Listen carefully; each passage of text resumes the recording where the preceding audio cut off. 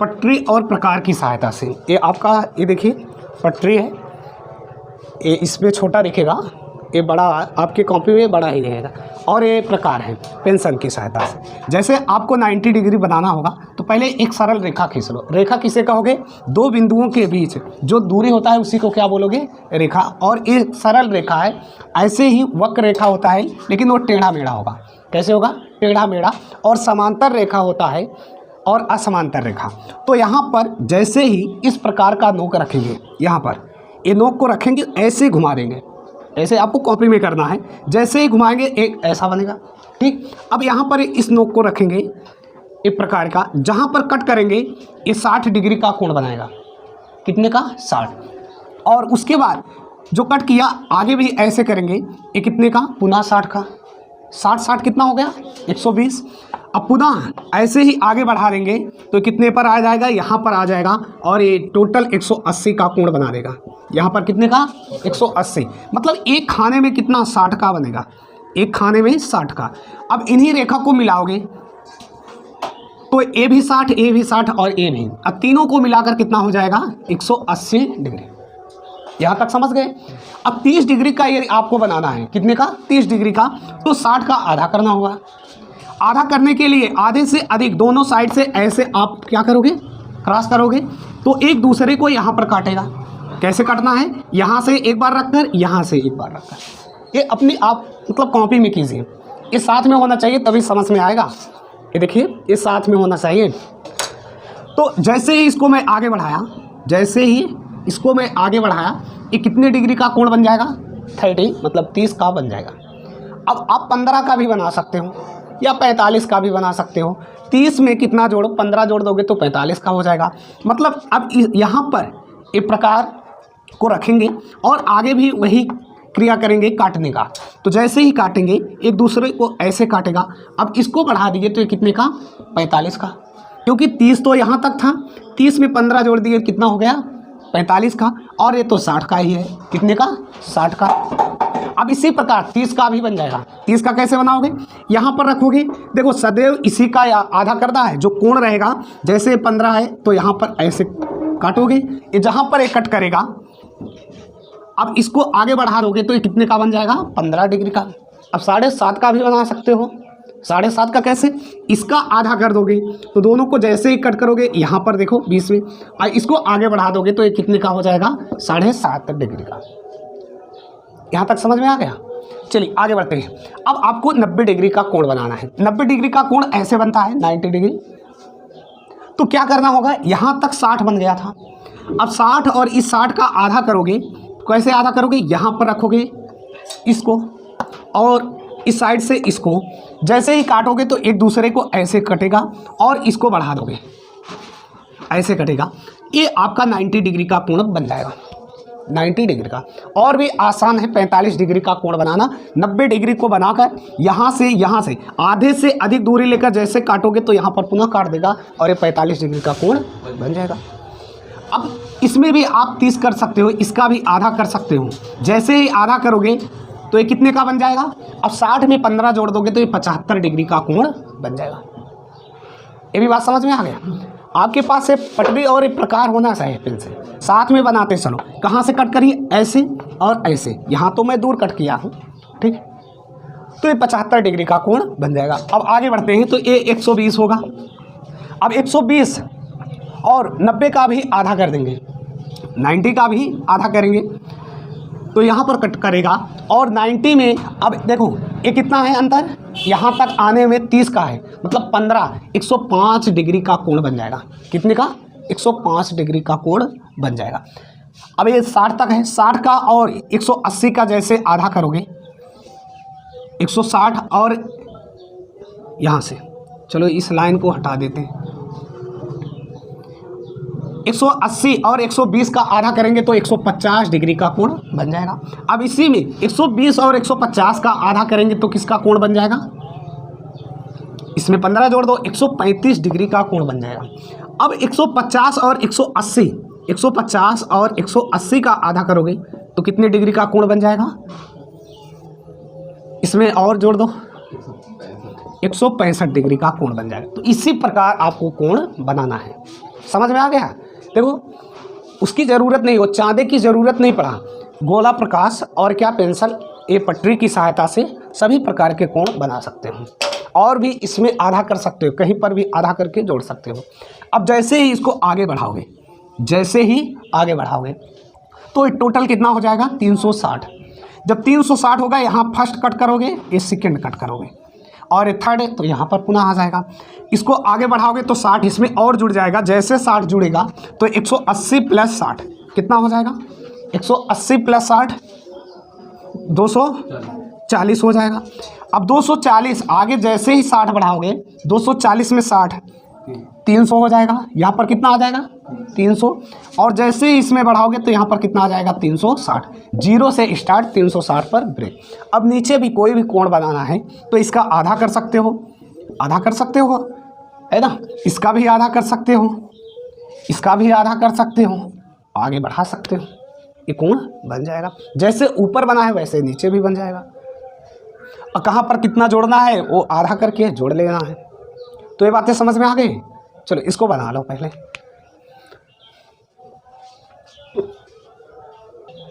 देखिए बिंदु किसे कहेंगे, पहले इस बात को समझ लेते हैं। कोई भी ऐसे आप रख दोगे क्या हो जाएगा? बिंदु। अब रेखा किसे कहोगे?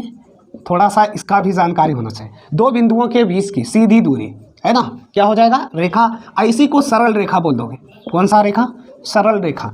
वक्र रेखा टेढ़ी मेढ़ी, टेढ़ी मेढ़ी मतलब जैसे ऊँट पर कोई व्यक्ति बैठ जाता है उसके सिर से जो रेखा बनता है, देखो ऐसे ऐसे बनता नहीं है, टेढ़ा मेढ़ा ना, ऊपर नीचे होता है, ठीक, तो वही टेढ़ी मेढ़ी।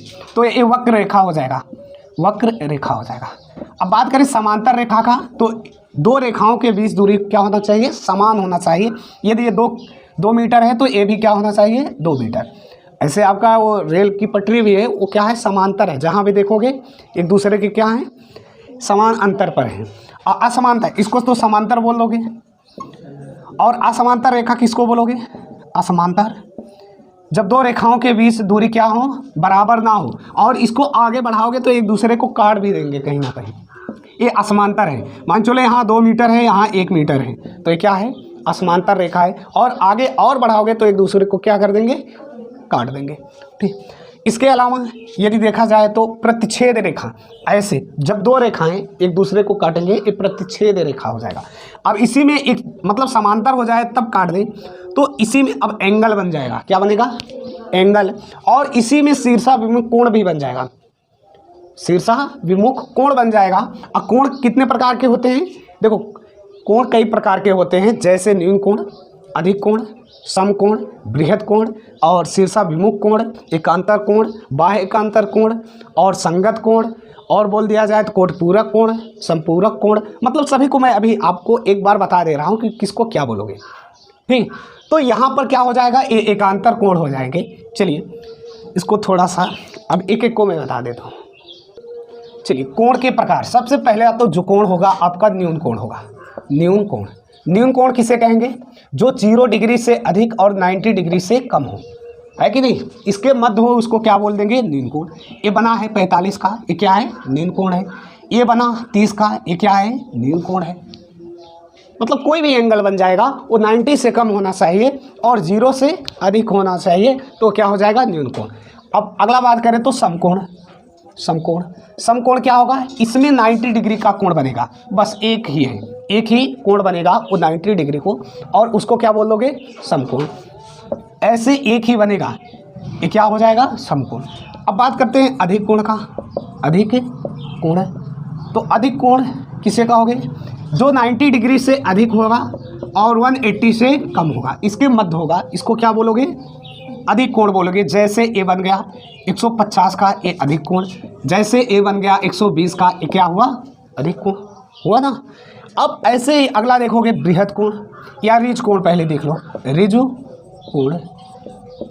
तो रिज कोण किसे बोलोगे? ये सीधा सीधा 180 का क्या हो जाएगा? रिज कोण।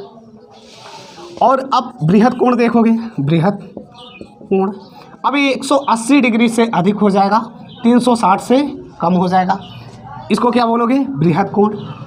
ये ऐसे बनेगा, कुछ ऐसे। मान चलो कितने का बना? 240 का। अभी बताया कैसे ये बना, ठीक। अब इसके बाद बात आता है शीर्षा विमुख कोण का। शीर्षा शीर्षा विमुख कोण का। तो शीर्षा विमुख कोण क्या हो जाएगा, दो रेखाएं ऐसे काट दो, एक कोण और एक कोण आपस में क्या हो जाएंगे, बराबर हो जाएंगे, या एक कोण आपस में बराबर, 1 2 3 4, तो 3 4 आपस में बराबर और 1 2 आपस में बराबर। ठीक, अब बात आती है कोट पूरक कोण, कौन सा, कोटि पूरक कोण। और दूसरा अगला आ जाएगा संपूरक।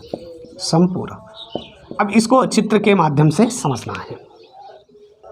तो यहाँ चित्र से देखते हैं। तो जब दो कोणों का योग कितना हो, 90 डिग्री हो, तो उसे क्या बोलेंगे, कोटि पूरक कोण बोल देंगे। अब ये 90 डिग्री कैसे होगा, मान चलो ये कितना है, 30 है और ये क्या है, 50 है। अब दोनों कोणों का योग कितना हो जाएगा, नहीं ये 60 हो जाएगा, कितना, 60। तो ये 60 प्लस 30 इक्वल टू कितना हो जाएगा, 90 डिग्री। या इसको ऐसे भी बना सकते हो, एक चित्र बनाए, एक 45 डिग्री का, ये भी 45, तो ये भी क्या है, कोटि पूरक कोण। मतलब जब दो कोणों का योग कितना हो, 90 हो, तो उसको क्या बोलोगे, कोटि पूरक कोण। 90 डिग्री हो तो उसको क्या बोल दोगे, कोटि पूरक। अगला आता है कि संपूरक कोण किसको बोलोगे, संपूरक कोण। जब दो कोणों का योग कितना हो, ये 120 है और ये कितना है, 60 है। जब दो कोणों का योग कितना हो, 180 हो, तो उसे क्या बोल दोगे, संपूरक कोण। अब कोई भी यहाँ एंगल हो सकता है, 1 और 179 भी हो सकता है, 10 170 भी हो सकता है, 180 भी हो सकता है, मतलब 150 30 भी हो सकता है, मतलब योग आना चाहिए कितना, 180। जब 180 आएगा तो संपूरक कोण, जब 90 आएगा तो कोटि पूरक कोण। ध्यान रहेगा ना, सम मतलब सम का मतलब एक होता है समकोण, किसे बोलोगे, या 90 डिग्री। तो यहाँ पर दो संपूरक, 180 को ध्यान रखना है, संपूरक में 180, कोटि में 90, ये आपको ध्यान रखना है। तो ये कुछ कोण हो गए। अब आपको देखना है एकांतर कोण, संगत कोण और बाह्य एकांतर कोण। इसको आप लिखना चाहो तो लिख लो, चलिए बना लीजिए।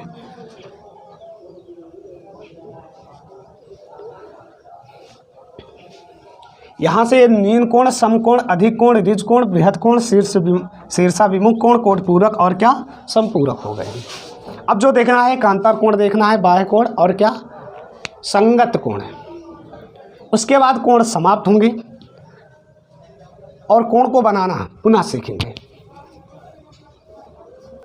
चलिए अब यहाँ पर दो पहले समांतर रेखा खींच लेते हैं, 2 या 3 भी खींच सकते हो, पहले 2 ही, या तीसरा खींचोगे तो अभी बड़ा हो जाएगा। पहले यहाँ एंगल देखते हैं, ये 1 2 3 4 5 6 7 8, ये 8 यहाँ पर क्या है, कोण है।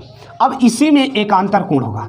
एकांतर का मतलब एक अंतर, और संगत का मतलब साथ में, संगत कोण। तो संगत कोण जैसे ही कोण 1 बराबर कोण 5, ये क्या हो जाएगा, संगत कोण। कोण 2 बराबर कोण 6, ये भी क्या हो जाएगा, संगत कोण हो जाएगा। और कोण 3 बराबर कोण 7, ये भी क्या हो जाएगा, संगत कोण हो जाएगा। कोण 4 बराबर कोण 8, ये भी क्या हो जाएगा, संगत। अब बात करते हैं एकांतर का। तो कोण 4 बराबर कोण 6, कोण 4 और कोण 6 आपस में बराबर है, लेकिन एकांतर पर, कितने पर, एकांतर पर। और कोण 3 बराबर कोण 5, ये भी क्या है, एकांतर पर। अब कोण 1 बराबर कोण 7, ये भी एकांतर ही है, लेकिन बाह्य एकांतर। कौन सा, ये देखिए, ये वाला और ये वाला क्या है, बाह्य एकांतर। तो बाह्य एकांतर और भी दिख रहा है, ये भी दिख रहा है। कोण 2 बराबर कोण 8, ये भी क्या है, बाह्य एकांतर कोण है। तो एकांतर कोण, संगत कोण, यहाँ से देखिए, एकांतर कोण, संगत कोण और क्या, बाह्य एकांतर कोण, समझ में आ गया। इसको भी आप बना लेते हैं। अब ऐसे 3 लाइन कर देंगे, यहाँ भी वही क्रिया करेंगे, है ना। ये आपस में तीनों बराबर होंगे, जैसे कोण 4, यहाँ कोण 8, यहाँ जो भी कोण रहेगा वो भी क्या हो जाएगा, बराबर हो जाएगा। ये आगे ऐसे बढ़ता चला जाएगा। चलिए इसको भी लिख लीजिए और पुनः मैं देखता हूँ कोण कैसे बनाया जाएगा। ठीक, इसको लिख लीजिए, संगत एकांतर। चलिए कोण पुनः ऐसे देख लो, एक सीधी रेखा खींचोगे, सरल रेखा। अब यहाँ पर इस प्रकार को रखोगे और ऐसे घुमाओगे, जैसे इसको घुमाओगे ये ऐसा कुछ गोला बनेगा। अब उसी से उसकी लंबाई को कम ज़्यादा नहीं करना है, यहाँ पर केंद्र मानकर ऐसे कट करोगे, ऐसे कट करोगे, तीसरा ऐसे हो जाएगा, तो ये 180 हो जाएगा यहाँ पर, और ये 120 और ये 60। जैसे ही सभी को मिलाओगे तो ये कुछ एंगल बन जाएंगे, कुछ कोण बन जाएंगे। अब इसका यदि 30 का बनाना है तो इसका आधा कर दो, ये क्या बन जाएगा 30 का, इसका आधा कर दो, ये क्या बन जाएगा 90 का। आधे से अधिक दूरी लेना है, ये ध्यान रखना है। कहीं पर भी इसका आधा कर दो, कितना का बन जाएगा 15 का बन जाएगा। इसका आधा कर दो, ये 45 का बन जाएगा। इसका आधा कर दो, 75 का बन जाएगा। समझ में आ रहा है कि नहीं? इसी प्रकार जैसे अभी मैं आपको बताया था, इसी प्रकार किसी भी कोण को बनाना होगा, ये पटरी और प्रकार की सहायता से बना लोगे। ठीक, इसी की सहायता से आपको बनाना है। चलिए अब देखते हैं त्रिभुज। यदि आपसे कोई पूछता है कि कोण किसे कहोगे, तो दो सरल रेखाओं से बनी हुई आकृति को क्या बोल दोगे? कोण बोल दोगे, एंगल। अब त्रिभुज किसे कहोगे? ट्रायंगल बोलना है। किसे कहोगे? इसमें 3 रेखा होगा, 3 सरल रेखाओं से घिरी हुई आकृति को क्या बोल दोगे? त्रिभुज बोल दोगे। चतुर्भुज किसे बोलोगे? 4 सरल रेखाओं से घिरी हुई आकृति को क्या बोल दोगे? चतुर्भुज बोल दोगे। ऐसे पंचभुज, षष्ठभुज, कोई भी भुज आ जाए उतना रेखा आपको बोलना है और उसकी वो परिभाषा हो जाएगा। और त्रिभुज के तीनों कोण जो अंतः कोण होते हैं उनका योगफल कितना होता है? 180 डिग्री होता है। अंतः का मतलब ऐसे यदि कोई त्रिभुज बन जाए तो यहाँ पर भी 60, यहाँ पर भी 60, यहाँ पर भी 60 होगा यदि इसकी तीनों भुजाएं आपस में बराबर होंगी। अब देखा जाए तो त्रिभुज भी पहले 2 प्रकार का होगा, एक भुजाओं के आधार पर, एक कोणों के आधार पर।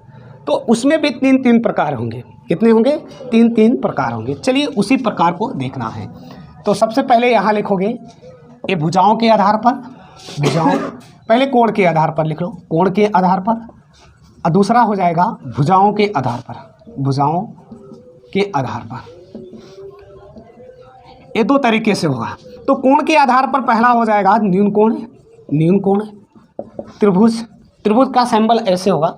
और दूसरा हो जाएगा समकोण, समकोण त्रिभुज। और तीसरा हो जाएगा अधिक कोण त्रिभुज। अब ऐसे नहीं कि वो बृहत वाला बना लोगे या रिजु वाला नहीं बनेगा। ठीक, तो कोण के आधार पर ये 3 हो गए। यदि भुजाओं के आधार पर देखा जाए तो इस पर भी कितने होंगे? 3 होंगे। पहला कौन सा हो जाएगा? समबाहु, समबाहु त्रिभुज। और दूसरा हो जाएगा समद्विबाहु, बाहु त्रिभुज जिसकी 2 भुजा। और तीसरा हो जाएगा विषमबाहु त्रिभुज, त्रिभुज। तो ये 3 तरह के हो जाएंगे भुजाओं के आधार पर। समझ में आ रहा है कि नहीं? दिख रहा है? चलिए, न्यून कोण त्रिभुज किसको बोलोगे? जिसका प्रत्येक कोण क्या हो? न्यून कोण हो। प्रत्येक कोण न्यून कोण हो जाएगा तो ये क्या हो जाएगा? न्यून कोण त्रिभुज हो जाएगा। न्यून का मतलब 90 डिग्री से कम और 0 डिग्री से क्या होगा? अधिक हो जाएगा। समकोण त्रिभुज किसको बोलोगे? जिसका एक कोण क्या होगा? 90 डिग्री का होगा, वो क्या हो जाएगा? समकोण त्रिभुज, समकोण त्रिभुज। और इसी से पाइथागोरस प्रमेय भी निकलता है, जो कर्ण का स्क्वायर, सबसे बड़ी भुजा क्या होता है? कर्ण होता है। और जिस पर कोण बनता है उसको आधार बोल दोगे।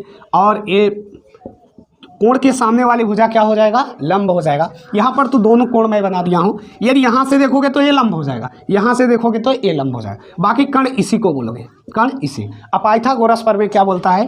कर्ण का स्क्वायर इन दोनों भुजाओं के स्क्वायर के योग के बराबर होता है। यही होता है ना पाइथागोरस प्रमेय। तो पाइथागोरस प्रमेय ये आपको ट्रिग्नोमेट्री में खूब मिलेगा, वहीं पर इसका यूज़ होता है। ट्रिग्नोमेट्री का चाहे जो भी क्वेश्चन रहेगा, इसके बिना आप नहीं हल कर पाओगे। वहाँ पर समकोण जरूर होगा, समकोण जरूर होगा। वो साइन थीटा, कॉस थीटा और क्या टेन थीटा वाले मैटर में। चलिए, अब यहाँ पर अधिक कोण, अधिक कोण का मतलब इसका एक कोण क्या हो जाएगा? अधिक कोण होगा। बाकी कोण क्या होंगे? छोटे होंगे। तो एक कोण कितना हो गया? 120 का। बाकी का देख लो, ये 30 का, ये भी 30 का। ठीक। तो अधिक कोण, समकोण और क्या, इन न्यून कोण के आकृत हो गए। इसी प्रकार अब देखना है समबाहु त्रिभुज। समबाहु त्रिभुज का मतलब त्रिभुज की तीनों भुजाएं आपस में बराबर हो। तीनों भुजा का मतलब मान चलो यदि ये 4 सेंटीमीटर, ये भी 4 सेंटीमीटर और ये भी क्या है 4 सेंटीमीटर। असमबाहु त्रिभुज के कोण आपस में क्या होते हैं, बराबर होते हैं। ये नोटेड करके लिख लो। इसके कोण क्या होंगे, 60 डिग्री का ही होगा। और ऐसा कोण कहाँ देखे थे अभी, न्यून कोण में। समझ में आ गया कि नहीं। तो समबाहु त्रिभुज क्या होगा, जिसकी सभी भुजाएं आपस में बराबर हो। समद्विबाहु का मतलब हो जाएगा जिसकी दो भुजा आपस में बराबर हो। मान चलो ये 4 सेंटीमीटर, ये भी 4 सेंटीमीटर और ये क्या 6 सेंटीमीटर। तो इसमें देखिए दो भुजा आपस में क्या है, बराबर है। और इसमें अब ये निश्चित नहीं है कि इसके क्या होंगे, तीनों कोण आपस में बराबर नहीं होंगे। ठीक, ये निश्चित नहीं है। विषमबाहु त्रिभुज का मतलब जिसकी तीनों भुजाएं क्या हो, असमान हो। मान चलो ये 3 सेंटीमीटर, ये 4 सेंटीमीटर और ये 6 सेंटीमीटर। तो तीनों भुजाएं क्या हैं, असमान है कि नहीं। तीनों भुजाएं जब असमान हो जाएगा तो उसे क्या बोल देंगे, विषमबाहु त्रिभुज। तो यहाँ एक त्रिभुज के कुछ प्रकार हैं, देख लेना। ये 6 प्रकार के, देखो 3 इसमें देखना है, 3 इसमें देखना है। यदि आपको ये बात समझ में आ गया हो तो इसका परिमाप और क्षेत्रफल की बात हो जाएगी। क्षेत्रफल एक फार्मूले से निकाल लोगे, सिर्फ कितने, एक फार्मूले से। जो हीरोन का सूत्र नहीं होता है, रूट में क्या होता है, यस माइनस ए, यस माइनस बी और यस माइनस सी। यह इसी हीरोन के सूत्र से आप किसी भी त्रिभुज के क्षेत्रफल निकाल सकते हो। क्या निकाल सकते हो, क्षेत्रफल निकाल सकते हो। यस क्या है, अर्ध परिमाप है। और यस बराबर होता है a plus B plus C by में 2। यस बराबर होता है, यस क्या है, अर्ध परिमाप है। इस 2 को इस साइड ला दोगे तो क्या हो जाएगा, पूरा परिमाप हो जाएगा। तो 2s बराबर हो जाएगा a प्लस बी प्लस सी। अब बात आती है किसी भी त्रिभुज के, ये तो क्षेत्रफल निकाल सकते हो किसी भी त्रिभुज के, है कि नहीं। यदि दिया है समबाहु त्रिभुज तो समबाहु का एक भुजा देगा। मान चलो 4 सेंटीमीटर दिया, तो 4 सेंटी मतलब हर स्थान पर 4 ही होगा। यस के स्थान पर क्या लिखोगे, यस के स्थान पर तो 4 प्लस 4 प्लस 4, उसका आधा करोगे 6 लिखोगे। समझ में आ रही बात ना। तो मतलब 6 लिखोगे और 6 माइनस 4, 6 माइनस 4, 6 माइनस 4 और यहाँ पर 6 लिखोगे। जो आएगा उसका क्या आ जाएगा, क्षेत्रफल आ जाएगा। और इसी से इसका मतलब सूत्र भी निकाला जाता है। चलिए अब किसी भी त्रिभुज का यदि क्षेत्रफल पूछेगा तो इस फार्मूले का यूज़ कर लो, सारा त्रिभुज समाप्त हो जाएगा। कोई भी त्रिभुज आ जाए उसका क्षेत्रफल पूछे तो इसका यूज़ कर लो। लेकिन इसका यूज़ भी करना मतलब आपको पता होना चाहिए, क्योंकि तीनों भुजाएं हो सकता है ना दे। लेकिन वहाँ पर ये तो बात दिया रहेगा कि समबाहु है, समद्विबाहु है। बाकी आता है समकोण त्रिभुज का यदि क्षेत्रफल निकालने का, तो 1/2 आधार गुणे ऊंचाई, आधार गुणे ऊंचाई हो जाएगा। इससे भी आप निकाल सकते हो इसका क्षेत्रफल, किसका, इस समकोण त्रिभुज का, या आधार गुणे लंब, दोनों बोल सकते हो ना। तो 1/2 आधार गुणे ऊंचाई, इसका ये फार्मूला हो जाएगा। अब बात आती है परिमाप का। जैसे मान चलो ये आपकी पटरी है, इसका क्षेत्रफल पूछे तो एक आयताकार है कि नहीं। देखो ये लंबाई है और ये इसकी क्या है, चौड़ाई है। तो परिमाप की बात करोगे, मान चलो ये लंबाई कितना है, 15 सेंटीमीटर, पटरी 15 सेंटीमीटर और नीचे भी 15, और इस साइड मान चलो ये 2 सेंटीमीटर, कितना 2। तो 2 2 4 हो जाएगा, 15 दूना 30, 30 4 34। तो इसका परिमाप आ जाएगा 34। कितना आ जाएगा, कोई फार्मूला में नहीं लगाया, सिर्फ क्या किया, परिमाप को जोड़ा। अब ऐसे कोई आकृत त्रिभुजाकार हो, यहाँ कोई आकृत है नहीं, कोई पेज दो त्रिभुजाकार का। ये देखिए अब ये क्या है, त्रिभुज है, त्रिभुज का आकार का है ना। ये तो वाइड दोनों पड़ रहा है, नहीं दिख रहा है, अब दिख रहा है ना।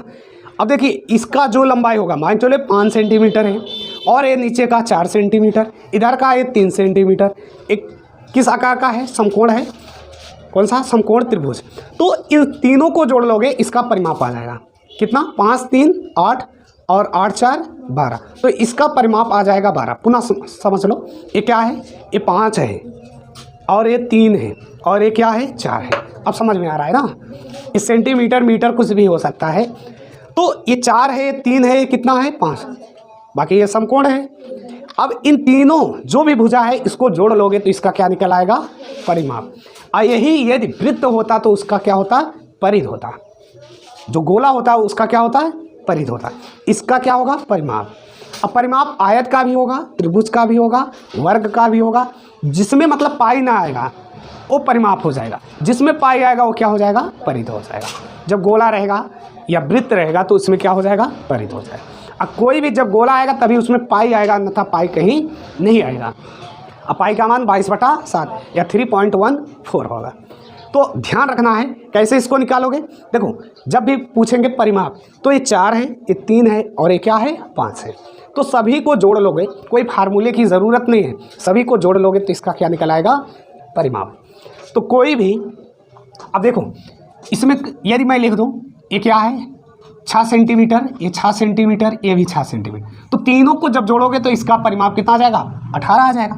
अभी मैं इसको बताया कि कर्ण यहाँ पर 5, ये 3 और ये 4, और सभी को जोड़ दो, 5 4 9 3 12, इसका परिमाप कितना, 12। यदि बात करें इसका क्षेत्रफल का तो आधार गुणे लंब होगा, यहाँ पर 4 2 3 6, मतलब 6 आ जाएगा क्षेत्रफल। ये तो इस फार्मूले से, इससे भी आ जाएगा, इससे भी आ जाएगा। ये हीरोन का जो सूत्र है इससे सभी त्रिभुज का क्षेत्रफल आ जाएगा। अब इसका परिमाप पूछे तो 4 2 8 8 6 14 आ जाएगा। इसका पूछे तो 4 3 12 आ जाएगा। इसका 4 3 7 6 13 आ जाएगा, 13 सेंटीमीटर। ये सारी बातें समझ गए, कोई प्रॉब्लम, बेहिचक बोलो। चलिए लिख लीजिए।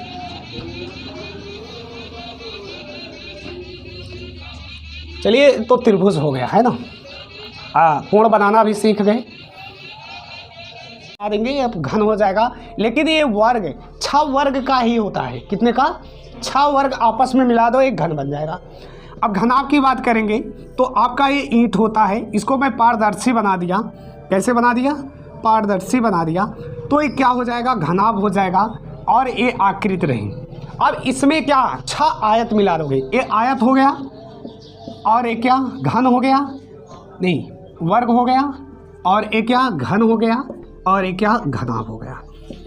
तो इसको पहले, सबसे पहले इसको समझो और एक एक फार्मूला को मैं बता दूंगा। जैसे ये मान चलो मेरे पास ये पंखी है हवा लेने वाला, तो इसमें देखिए इसकी मोटाई नहीं है, क्या है, एक ऐसे पतले से ऐसे मतलब आपका वो वृत्त भी होता है जिसमें ये देखिए ये वृत्त क्या है, तस्तरी। अब इसमें देखिए कोई मोटाई नहीं है, एक आपका क्या हो जाएगा, वृत्ताकार। यही नहीं कहते, नहीं वृत्ताकार गोला, तो ये वृत्त हो जाएगा। और जो आपका गोला होता है, गोला में क्या होता है, चारों तरफ होता है। जैसे बॉल है, ये आपका क्या है, गोला है कि नहीं, और ये क्या है, वृत्त। तो वृत्त और गोले में पहले अंतर जान लो, उसके बाद उसी तरह से जैसे ही वृत्त और गोले में अंतर हो गया वैसे ये आपका क्या है, वर्ग है। ये आपका वर्ग है जिसमें मतलब मोटाई नहीं होगा। अब इसी में 6 वर्ग को मिला दोगे तो ये आपका क्या हो जाएगा, घन। ये मान चलो ये घनाकार है, ये क्या है, घनाकार है, लेकिन ये क्या है, घनाभ है, क्योंकि इसके जो लंबाई चौड़ाई हैं वो आपस में बराबर नहीं है, इसलिए क्या हो गया, ये घनाभ हो गया। ये क्या हुआ, घनाभ। चलो इससे ना समझ में आए तो ये ईंट को देख लीजिए, ये क्या है, घनाभ है कि नहीं। देखो इसके लंबाई चौड़ाई, इसी को जब बराबर कर दोगे, इक्वल कर दोगे, तो वही आपका आ जाएगा घन। तो वर्ग से समझ लो, ये 6 वर्ग मिला दोगे तो घन बन जाएगा। 6 वर्ग कैसे मिलाओगे, मतलब ऐसे, यदि मान चलो ये मेरे पास पंखी ही है, इसको 6 पंखी को ऊपर से लगा दिए, इस साइड से, इस साइड से, इस साइड से और इस साइड से, तो ये क्या बन जाएगा, घन बन जाएगा। ठीक, और आयत भी ऐसे बनेगा। आपको मैं आकृति दिखा दिया, जैसे ईंट होगा वो आयत हो जाएगा। मान चलो यहाँ पर एक लाइट है, इस लाइट को भी देख लीजिए, ये लाइट है ना, इसमें यदि इस लाइट को निकाल दो, इस बटन को निकाल दो, तो ये भी क्या हो जाएगा, घनाभ का आकार ले लेगा। तो दोनों में अंतर समझ जाओ। आयत सिर्फ इसका एक पृष्ठ है, लेकिन घनाभ क्या है, 6 पृष्ठ को मिलाकर है, 6 पृष्ठ को मिलाकर है। अब ऐसे ही आपको मैं बताया क्या कि गोला और वृत्त में अंतर। गोला क्या है, ये जैसे बॉल है, गोला है, वॉलीबॉल बड़ा सा ले लो, वो क्या है, गोला है। बाकी वृत्त क्या है, जो तस्तरी जैसा हो जाएगा वो वृत्त होगा, उसमें मतलब और एक्स्ट्रा क्षेत्रफल नहीं होगा, आयतन नहीं होगा। सीधा सीधा जान लो, गोले में आयतन होता है, वृत्त में आयतन नहीं होता है। वृत्त में सिर्फ क्या होता है, क्षेत्रफल होता है, ये आपको ध्यान रखना है। तो ये बात कंफर्म हो गई। अब बात आई बेलन की। अब कई वृत्त को ऐसे रखते रखते ऊपर तक ले चले जाओ। सिक्का कोई लिया है 5 से 10 सिक्का, उसको ऐसे रखते चले जाओ। जैसे 1 रुपए का सिक्का 10 सिक्के ले लो तो उसको ऊपर तक रखते चले जाओगे तो आपका क्या बन जाएगा? बेलन बन जाएगा। ऐसे सिक्का रखते चले जाओ, एक सिक्का रखें, दूसरा, तीसरा, चौथा, पांचवा, इसी प्रकार ऐसे आगे बढ़ता चला जाएगा। तो ये क्या हो जाएगा? देखो एक बन गया बेलन। अब बेलन में क्या हो जाएगा? ए ऊंचाई हो जाएगा और ए इसका त्रिज्या हो जाएगा। त्रिज्या कुछ भी हो सकता है, ठीक। इसकी ये त्रिज्या हो जाएगा, टोटल देखोगे तो व्यास हो जाएगा। अब यदि आपको वृत्त समझ में आ जाएगा तो बेलन का एक एक फार्मूला निकाल लोगे। यदि आपको वर्ग समझ में आ जाएगा तो घनाभ का फार्मूला या घन का फार्मूला आराम से निकल जाएगा। आयत समझ में आ जाएगा तो घनाभ का भी फार्मूला समझ में आ जाएगा। अब बात करें शंकु का। शंकु मतलब कोण। तो कोण में क्या होगा? ये ऐसे होगा, मतलब त्रिभुज का ही रहेगा वो हिस्सा, यहां से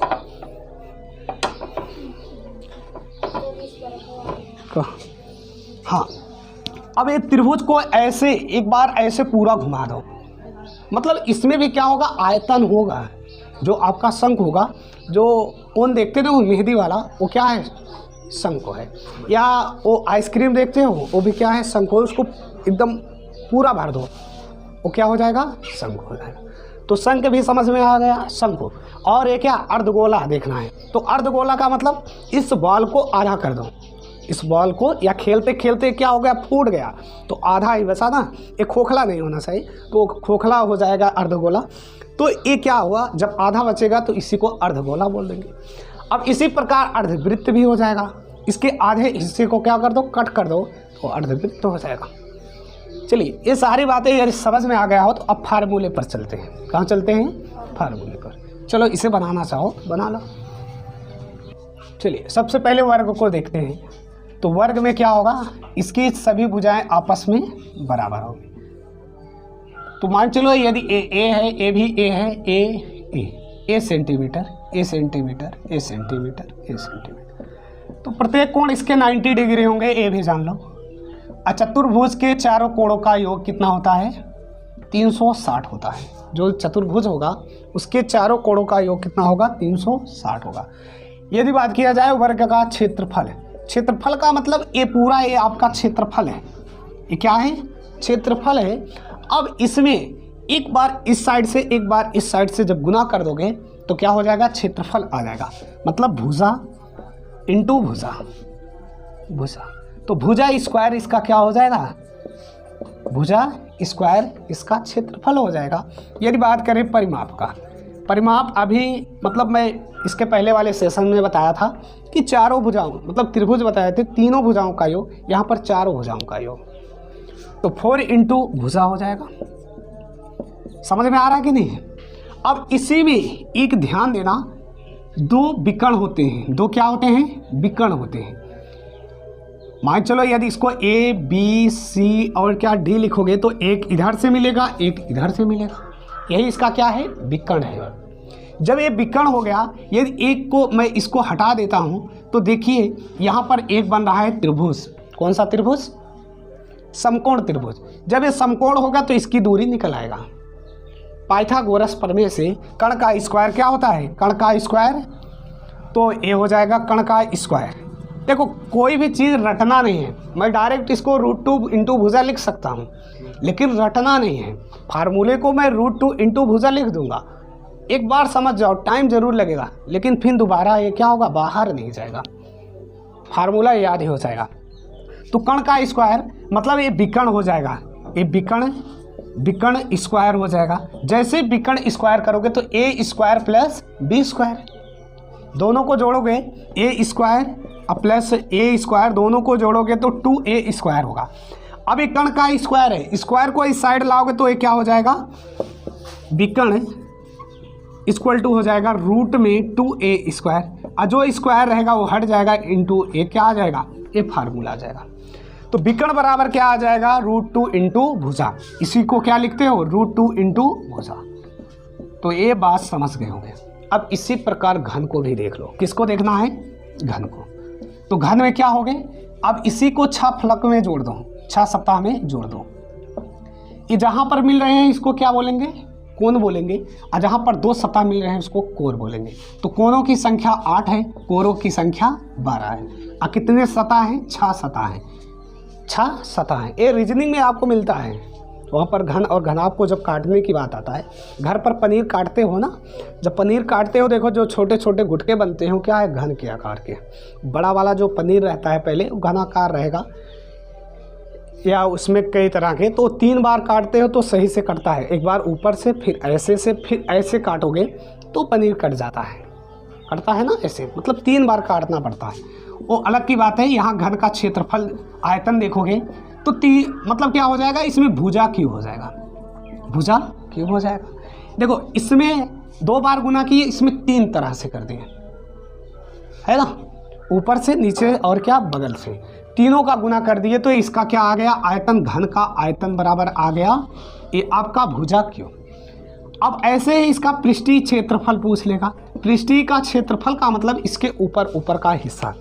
पृष्ठीय क्षेत्रफल का मतलब जैसे ए वाला ए वाला ए वाला ए वाला, मतलब सभी को मिलाकर इसका पृष्ठीय क्षेत्रफल हो जाएगा। बात समझ रहे हो ना। लेकिन ये क्या है, घन नहीं है, ये क्या है आपका आयत है। तो घन का जो पृष्ठीय क्षेत्रफल हो जाएगा, देखो यहाँ पर इसका क्षेत्रफल क्या होता है, भुजा स्क्वायर होता है। तो एक भुजा स्क्वायर को 6 से गुना कर दो। अरे एक पृष्ठ का कितना होता है, भुजा स्क्वायर, ऐसे 6 पृष्ठ तो 6 इंटू भुजा स्क्वायर। अब बताओ इसे याद करना है, याद नहीं करना है ना। अब इसी प्रकार इसमें भी विकर्ण होगा, क्या होगा, ऐसे विकर्ण होगा।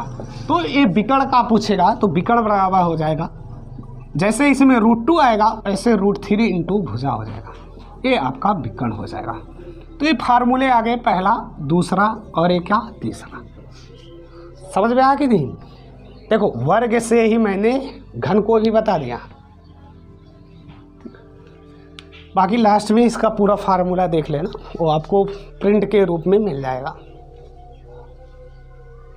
चलिए अगला देखते हैं। चलिए अगला हो जाएगा आयत। देखो आयत का हमें संबंध बताया था किससे, घनाभ से। तो यहाँ घनाभ भी साथ में देख लो, घनाभ है ये, इसको साथ में समझ लो। सबसे पहले आयत जब बनाओगे तो ऐसा होगा, अभी मैं दिखाया था ईंट होगा, है ना, नहीं ईंट तो घनाभ हो जाएगा, उसके एक सतह आयत हो जाएगा। ठीक, मान चलो ये कोई बुक, हाँ ये आपका क्या हो जाएगा, आयताकार है। ठीक, इसमें जो ऊंचाई ये नहीं होना चाहिए, ये नहीं होना चाहिए। इसका एक पृष्ठ ले लेते हो, जैसे एक पृष्ठ है, ये क्या हो जाएगा, आयतकार रूप हो जाएगा। समझ में आया कि नहीं। तो ये क्या हो जाएगा, ये आपका घनाभ हो जाएगा। ऐसे मतलब 6 आयत मिलकर एक क्या होंगे, घनाभ बनाए। जैसे अभी वर्ग और क्या, घन बताए थे, वर्ग और घन, उसी प्रकार ये आयत और घनाभ। पहले इस बात को समझ जाओ, तभी आपको फार्मूला याद होगा। देखो वक्त जो जिसमें वक्त लगेगा वो काफ़ी वक्त तक रहेगा दिमाग में। मुझे बताना होगा तो मैं 2 मिनट में सारे फार्मूले बता दूंगा, 2 या 5 से 10 मिनट से ज़्यादा नहीं लगेगा टोटल फार्मूले लिखने में। समझ में आ गए नहीं। चलो अब यहाँ बनाओगे घनाभ का ऐसे। अब देखो ये ईंट का आकार का है, नहीं तो ये जो अभी मैं लाइट दिखाया इस आकार का है। हो सकता है आपको घन जैसा ही दिख रहा होगा, लेकिन ये घनाभ है, इसमें लंबाई, ये लेंथ है इसका, ठीक, और ये बी हो जाएगा बी, तो इसमें 4 बी हो जाएंगे। ऊंचाई इसमें 4 हो जाएंगे, ऊंचाई कितने, 4। तो कुछ ये ऐसा बनेगा, और इसमें ये क्या हो जाएगा, यल और ये क्या, बी। समझ गए। अब इसका क्षेत्रफल पूछेगा, तो क्षेत्रफल जैसे वर्ग का कभी याद ना करो, लंबाई और क्या, चौड़ाई, उसमें दोनों भुजा ही थे तो भुजा स्क्वायर हो गया था। इसमें क्या हो जाएगा, यल इंटू बी, लंबाई गुणे चौड़ाई। याद कहाँ करना है, समझ जाओ। ठीक, अब यदि इसका परिमाप पूछे, कौन कहता है कि परिमाप बहुत कठिन है। बचपन में ऐसे याद किए हैं कि 2 कोष्ठक में लंबाई प्लस चौड़ाई, अरे रात दिन भर वही रटते हैं। 2 कोष्ठक में लंबाई, चौड़ाई था, लंबाई था, 2 कहाँ था, कुछ भी याद नहीं करना है। देखो 2 बार यल है तो यल प्लस यल लिख दो, 2 बार बी है तो बी प्लस बी लिख दो। अब इसमें 2 यल प्लस 2 बी, 2 कॉमन कर लो, 2 यल प्लस बी। समझ में आ गया है ना। अब रटना नहीं है, रटना नहीं है। टू यही मतलब बचपन में सिखाया गया कि रटो भैया रटो, मैथ करता फार्मूला ये सब कुछ है, नहीं मैथ है समझ जाओ बस, फार्मूला तो वही बन जाएगा, बन गया था। अब इसी में विकर्ण भी हो जाएगा, क्या हो जाएगा विकर्ण। अब इसमें भी देख लो ये सभी 90 डिग्री होंगे, क्या होंगे 90 डिग्री होंगे, ये 90 डिग्री। इसमें 2 विकर्ण होंगे, इसमें भी। तो विकर्ण बराबर क्या हो जाएगा रूट में यल का स्क्वायर और क्या बी का स्क्वायर, सीधा है पाइथागोरस प्रमेय, समझ में आ गया। अब इसी में कभी कभी होता है आयत में चारों तरफ रास्ता बना देते हैं, रास्ते की लंबाई चौड़ाई पूछ लेते हैं, तो जितना ही लंबाई रहेगा उसमें मान चलो 2 मीटर है तो सभी में 2 मीटर बढ़ जाएगा, 2 मीटर इधर बढ़ा 2 मीटर इधर, तो ये यल प्लस 4 हो जाएगा यदि रास्ता 2 मीटर का है तब, ठीक। तो चौड़ाई भी 2 मीटर बढ़ जाएगा, तो ये बी प्लस 4 हो जाएगा। ये बड़ा वाला कितना हो जाएगा बी प्लस 4 हो जाएगा, ठीक। चलो अब घनाभ पर आते हैं, तो पहले घनाभ का आयतन देख लो। देखो इसमें आयतन होगा, तो घनाभ का आयतन क्या होता है L into B into H. उसमें सिर्फ क्या था, इसमें यल भी था, इसमें एक एच और आ गया, आयतन आ गया। और आयतन का जो इकाई होता है वो मीटर क्यूब होगा, यदि मीटर में है तो मीटर क्यूब, सेंटीमीटर में है तो सेंटीमीटर क्यूब, और क्षेत्रफल का क्या होगा स्क्वायर में होगा, ठीक। अब इसका पृष्ठीय क्षेत्रफल पूछेगा, देखो ये क्षेत्रफल आ गया, तो देखो इसमें छा क्या है, छा आयत है, अच्छो आयत का क्षेत्रफल निकाल लो। तो पहला क्या हो जाएगा यल बी, दूसरा बी एच और तीसरा एच एल। इसी प्रकार अब यल एच एच बी प्लस क्या होगा बी एल। देखो सभी 2-2 हो गए, ये आगे पीछे लिखे गए, तो 2 यल बी प्लस 2 बी एच अब प्लस 2 एच एल। इसका क्या आ जाएगा पृष्ठीय क्षेत्रफल। अरे एक आयत का क्या होता है लंबाई गुणे चौड़ाई, यहाँ पर लंबाई चौड़ाई के अलावा ऊंचाई भी है, तो उसी एच बी को लिखे आया हूँ, 6 सतह का देखो मैं लिख दिया हूँ, और उसी में 2 को कॉमन कर लिया। अब इसको रटना नहीं है पृष्ठीय क्षेत्रफल कि रटना है, रटना नहीं है, ठीक। थोड़ा सा अब स्पीड बढ़ाते हैं, थोड़ा सा स्पीड बढ़ा देते हैं। अब इसी में आएगा विकर्ण, क्या आ जाएगा विकर्ण, इसका भी विकर्ण आएगा। तो इसमें यल का स्क्वायर बी का स्क्वायर प्लस एच का स्क्वायर, इसका ये विकर्ण ऐसे होगा, ये विकर्ण देखो यही है इसका विकर्ण, ठीक। तो लिख लो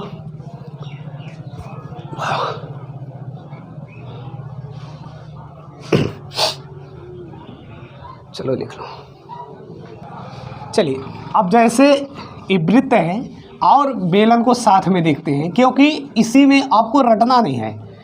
यदि वृत्त समझ में आ जाता है तो बेलन भी समझ में आ जाएगा, क्योंकि वृत्त को रखते रखते अभी मैंने जो सिक्का बोला था वो वृत्त है, और उसको जब ऐसे ऊपर रखते चलेंगे तो बेलन बन जाएगा, ठीक।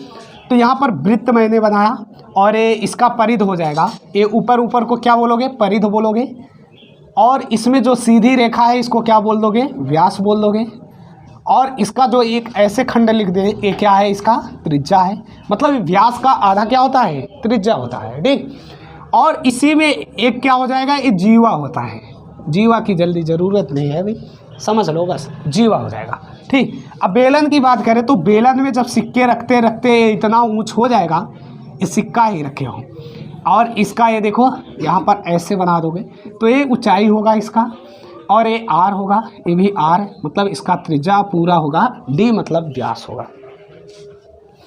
इस बात को समझ गए, ठीक। अब देखो वृत्त का क्षेत्रफल बराबर, वृत्त का क्षेत्रफल बराबर पाई तो लगेगा, और देखो एक आर इधर और एक आर इधर, दोनों को गुना कर दो आर स्क्वायर। अब बताओ क्षेत्रफल भूलोगे तो क्या हो जाएगा पाई आर स्क्वायर इसका क्षेत्रफल। परिध है, देखो जैसे परिमाप वैसे ये परिध, परिध का मतलब इसके ऊपर ऊपर का हिस्सा कोई गोला है, हाँ ये देखो ये वृत्त है ना, अब इसके जो ऊपर ऊपर वाला हिस्सा है यही आपका क्या है परिध है, और यहाँ सेंटर से ये दूरी क्या हो जाएगा त्रिज्या हो जाएगा, अब पूरा क्या हो जाएगा व्यास, और व्यास का मतलब आधा ही क्या होता है त्रिज्या होता है, ठीक। यदि त्रिज्या बराबर बोलेंगे तो व्यास बटा 2 हो जाएगा, ये आपको ध्यान रखना है। चलो तो परिध क्या हो जाएगा 2 पाई आर, जोड़ना है ना, 2r कर दिए, पाई से गुना कर दिए, पाई का मान 22/7 होगा। ठीक, यदि बात करें व्यास का, तो व्यास बराबर हो जाएगा 2 इंटू त्रिज्या। यदि बात किए त्रिज्या का, तो व्यास का आधा हो जाएगा, व्यास का आधा। अब इसी प्रकार अर्धवृत्त को भी देख लेते हैं। किसको देख लेते हैं? अर्धवृत्त को है। चलो अर्धवृत्त को भी देख लेते हैं। तो ये r है, ये भी r है, ये भी क्या r, ये सभी r हो गए। इसका क्षेत्रफल, अरे वृत्त का आधा होगा, पाई r स्क्वायर बटा में 2 हो जाएगा। अर्धवृत्त का क्षेत्रफल क्या होगा? जो इसका क्षेत्रफल होगा इसका आधा, लेकिन परिध आधा मत करना, नहीं तो गलत हो जाएगा।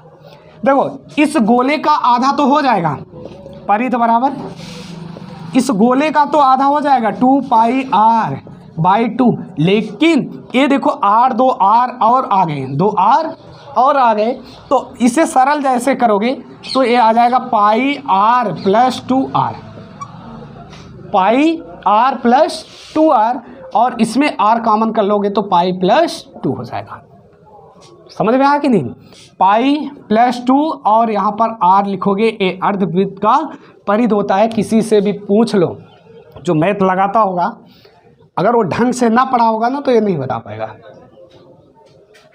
ठीक, यदि ढंग से पढ़ा होगा तभी ये बता लेगा। ठीक, बाकी तो ये रटा रटाया वाला तो सभी बता लेंगे। तो ध्यान रखना, इसकी परिध कितना हो जाएगा? इसकी परिध हो जाएगा पाई r प्लस 2r, पाई r प्लस 2r, और इसी में r कॉमन कर लेना, ये आ जाएगा r कोष्टक में पाई प्लस 2। ये बात होगा सर्कल का, है ना, वृत्त का। चलिए अब बेलन को देखते हैं, सिलेंडर को देखते हैं। वो घर वाला रसोई वाला सिलेंडर तो उसमें ऐसे बन जाता है, ठीक, वो नहीं देखना है। और घर का जो सिलेंडर होता है उसमें कौन सी गैस होता है? ब्यूटेन और प्रोपेन होता है ना। मैं तरीका बताया हूँ कि BP बढ़ेगा, B for butane, P for propane. चलो बेलन का यहाँ सूत्र देखना है, मैथ पढ़ रहे हो तो आयतन बराबर है। देखो पहले ध्यान से समझ लो, आयतन क्या होगा? ये पूरा जो क्षेत्रफल होगा, मान चलो ये बॉटल है, अब इसका जो भी क्षेत्रफल होगा अंदर तक घुसकर यही इसका आयतन होगा। ये ऊपर का ये पृष्ठीय क्षेत्रफल होगा, नीचे का भी ले लोगे तो ये संपूर्ण पृष्ठीय क्षेत्रफल होगा। तो 3 बात को ध्यान रखना है। एक आयतन होगा, आयतन का मतलब इसमें कितना ये इंक आ सकता है, ये इसके आयतन पर निर्भर करेगा। और इसका ये जो ये है इसको बोलेंगे पृष्ठीय क्षेत्रफल, वक्र पृष्ठीय क्षेत्रफल। और नीचे का भी ऊपर का भी लेंगे, यदि इसको काट देंगे ऐसे तो इसका हो जाएगा संपूर्ण पृष्ठीय क्षेत्रफल। तो आयतन क्या होगा? देखो पाई r स्क्वायर है, एक वृत्त का मतलब वृत्त का क्षेत्रफल है, वृत्त का क्षेत्रफल इंटू ऊंचाई कर दोगे तो ये बेलन का आयतन निकल आएगा। अब पाई r स्क्वायर ये रटे हैं, खूब रटना नहीं है। वृत्त का पाई r स्क्वायर इंटू एच, यही पढ़ते हो पाई r स्क्वायर एच, पढ़ते हो कि नहीं? अरे यार, एक वृत्त में ऊंचाई का गुना कर दो, इसका आयतन आ जाएगा। है आसान, ज़बरदस्त। चलो अगला वक्र पृष्ठीय क्षेत्रफल, वक्र पृष्ठीय क्षेत्रफल। अब पृष्ठीय की बात करें, किसकी? पृष्ठीय की बात करें तो पृष्ठीय क्षेत्रफल में क्या होगा? देखो जो वृत्त का परिध होगा उसमें ऊंचाई का गुना कर दो। किसका? ऊंचाई का। नहीं समझ पाए? परिध कितना है? 2 पाई r इंटू एच कर दोगे। देखो ये आ गया फार्मूला, यही तो रखते हो, 2 पाई r इंटू एच, वृत्त की परिध इंटू ऊंचाई। नहीं समझे? अरे एक वृत्त था, इसकी परिध को मैंने ये सिर्फ ए वाला भी हिस्सा आया, अभी संपूर्ण पृष्ठीय क्षेत्रफल नहीं आया, और वो भी रटना नहीं है। मैं कितना फार्मूला रटूंगा, मैं समझ लिया हूँ, जब होता है बाहर निकल आता है।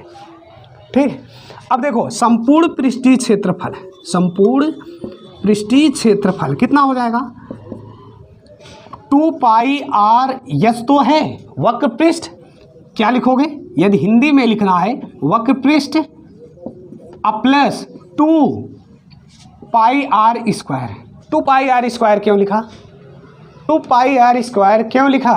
क्योंकि एक गोला इधर है, मतलब एक वृत्त इधर है, वृत्त का क्षेत्रफल पाई r स्क्वायर, तो एक वृत्त इधर है, 2 हो गए, इसीलिए 2 पाई आर स्क्वायर। तो कितना हो जाएगा 2 pi R H plus 2 pi R square. अब दोनों में 2 पाई आर कॉमन कर लो तो एच प्लस आर। यही तो बचपन पढ़ाया गया, खूब रटाया गया, दिन रात खूब डंडे पड़े है ना कि बच्चा रट कर आओ, रट कर आओ। अब इसे क्या करना है, यदि ए आता है इसको समझ लिए, समय जरूर लगा लेकिन ये कभी बाहर नहीं जाने वाला है। अब बताओ क्या दिक्कत है। देखो 3 फार्मूले हो गए, संपूर्ण, वक्र और ये आयतन। आयतन कैसे आएगा मैं बताया। देखो इसमें जो यूट्यूब का होता है इसमें बार बार वही बातें बोलेंगे तो अच्छा नहीं लगेगा, है ना, क्योंकि वो बात नहीं समझ में आया, थोड़ा सा पीछे कर लो, पुनः वो बात आ जाएगा कि मैं यहाँ पर क्या बोला, यहाँ पर क्या बोला, यहाँ पर क्या बोला। ठीक, चलिए लिख लीजिए अगले। मैं पुनः बोल रहा हूँ कि जिसमें वक्त लगेगा वो आपके मतलब काफ़ी टाइम दिमाग में रुकेगा भाई, क्योंकि इस पर आप समय दे रहे हो। जिस पर भी समय दोगे उस समय तक रहेगा, समय नहीं दोगे तुरंत हो जाएगा। 3 इडियट में एक रटा हुआ और वो क्या बताता है, मशीन की परिभाषा है ना, वो एकदम शुद्ध भाषा में समझा कर बताया तो उसको फेल किए, लेकिन बाद में वो अपने समझे कि नहीं ये ठीक था, ये समझा है, बाकी रटा है। देखो पढ़ाई 2 तरह का होता है, एक रटा हुआ, एक क्या समझ के होता है। तो समझ के पढ़ाई करोगे तो वक्त लगेगा, समय लगेगा, तो टाइम लग रहा है। हो सकता है आपका आज ये टाइम ख़राब हो रहा है, लेकिन एक बार जब टाइम दे दोगे ना, ये लाइफ टाइम फिर आपको याद रहेगा। तो रटा हुआ और समझा हुआ दोनों में अंतर है ना। अब a प्लस बी का होल स्क्वायर में रट लिया कि a square plus B square plus 2ab। हो सकता है कभी 2ab भूल जाए लगा, लेकिन ये समझ जाएं कि a प्लस बी और a प्लस बी का दोनों का गुना कर दो, जो आ जाए वही फार्मूला हो जाएगा। a प्लस बी का होल क्यों, मतलब 3 बार गुना कर दो, जो आएगा फार्मूला हो जाएगा। मतलब उसको जानते रहो कि ऐसा है, उसके बाद ये ऑटोमेटिक दिमाग में बैठ जाता है कि हाँ यही फार्मूला। मैथ में कोई भी फार्मूला नहीं है, सिर्फ वही शॉर्टकट बना दिया गया है बस। जब आपको मैथ आने लगेगा फार्मूला खुद ही क्रिएट करोगे, खुद ही बना दोगे। ठीक, तो ये आना चाहिए। चलिए बहुत बोल बसन हो गया, आगे देखते हैं। चलिए अब आपको देखना है कोण, शंकु और ये क्या है, गोला। गोला को इंग्लिश में स्फीयर है ना, सेमी स्फीयर, शंकु। अच्छा ये बात, चलो इसको कोण लिख लेना। क्या कोण, अब कोण तो देखे ही होगे, ऐसे होगा ना, ये क्या हो गया कोण। या कभी बर्थडे में देखे हो कैफ वाला, ठीक, लेकिन उसमें क्या होता है वो नीचे से भी बंद रहेगा, ऊपर से एकदम मतलब भरतू टाइप का रहेगा, तो वो क्या हो गया शंकु। यदि वही खोखला हो जाएगा तो खोखला शंकु हो जाएगा। ठीक, तो एक कोण को समझो, इसमें क्या होगा ऊंचाई होगा और एक तिर्यक ऊंचाई होगा। इसका क्या होगा तिर्यक ऊंचाई, ये इसकी त्रिज्या होगा। अब गोला को भी समझ लेते हैं। गोला देखो इसमें और इसमें इसका संबंध नहीं है, लेकिन अब बचा ही नहीं है, शंकु अकेला है, गोला भी। उसके बाद अर्धगोले को लास्ट में देख लेंगे। ठीक, तो गोला में ये भी क्या होगा ऐसे। देखो इसमें यहाँ भी त्रिज्या आर होगा, कहीं पर भी त्रिज्या आर होगा। ये आपको बॉल दिखाए थे ना, ये क्या है गोला है। इसमें मतलब चारों तरफ त्रिज्या है, चारों तरफ त्रिज्या है, लेकिन वृत्त में ऐसा चारों तरफ नहीं था, 2 साइड था बस। कितने 2 साइड। इसमें क्या है चारों तरफ त्रिज्या है, कोई भी दिशा में चले जाओ ये त्रिज्या है। अब ऐसे ही ये अर्धवृत्त भी हो जाएगा, मतलब गोले का आधा क्या हो जाएगा अर्धवृत्त। अब इसमें भी आर आर हो जाएगा। तो पहले शंकु को देख लेते हैं, इसका आयतन। देखो आयतन यदि बात करोगे तो ये जो बेलन में बताया उसका देखो 1/3 हिस्सा है, तो 1/3 लिख दोगे pi R square H. Pi R square H कुछ याद आया? अभी मैं बताया बेलन का ये आयतन है, बेलन का आयतन है, तो उसी का 1/3 कर दो बस। क्या लिखोगे बेलन के आयतन का 1/3 ही क्या है आपका शंकु है। ये बात समझ गए। चलिए अब इसका वक्र पृष्ठ पूछेगा। देखो वक्र पृष्ठ को थोड़ा सा ऐसे याद कर लो, पाई आर यल क्या हो जाएगा पाई आर यल। ये आर और यल है, आर और यल का गुना करके पाई तो रहेगा ही, पाई तो रहेगा ही। अब इसका संपूर्ण पृष्ठीय क्षेत्रफल, संपूर्ण पृष्ठीय क्षेत्रफल टोटल सरफेस एरिया बोलोगे तो इसमें देखो एक नीचे वृत्त भी आ जाएगा और ये वक्र पृष्ठ आ जाएगा। तो क्या लिखोगे, वक्र पृष्ठ प्लस वृत्त का क्षेत्रफल है। वृत्त का क्षेत्रफल क्यों लिखोगे, क्योंकि नीचे वो वृत्त है, नीचे वृत्त है। अब ये आ जाएगा पाई आर, अब इसको रटे होगे, मैं रटा नहीं हूँ, pi R L plus R. देखो यही आएगा pi R L plus R, pi R L plus R, क्योंकि पाई और आर कॉमन कर लिए। कॉमन का मतलब दोनों में है, कॉमन का मतलब भाग भी होता है, ठीक, दोनों से भाग दे दिए, ये बाहर हो गया। तो ये 3 फार्मूले आपको ध्यान रखना है, 3 फार्मूले ध्यान रखना है। इंक कम होएगा। चलो गोला को देखते हैं। तो इसका आयतन हो जाएगा, आयतन 4/3 पाई आर क्यों। थोड़ा सा इसको ऐसे याद कर लेना, ठीक, 4/3 पाई आर क्यों। यदि बात करें पृष्ठीय क्षेत्रफल का तो 4 पाई आर स्क्वायर। देखो जो वृत्त का क्षेत्रफल होता है पाई आर स्क्वायर, और चारों तरफ का मतलब 4 का गुना कर देना बस, तो आ जाएगा ना इसका परिध। जो पृष्ठीय क्षेत्रफल होता है उसमें परिध होता है, इसमें पृष्ठीय क्षेत्रफल होगा।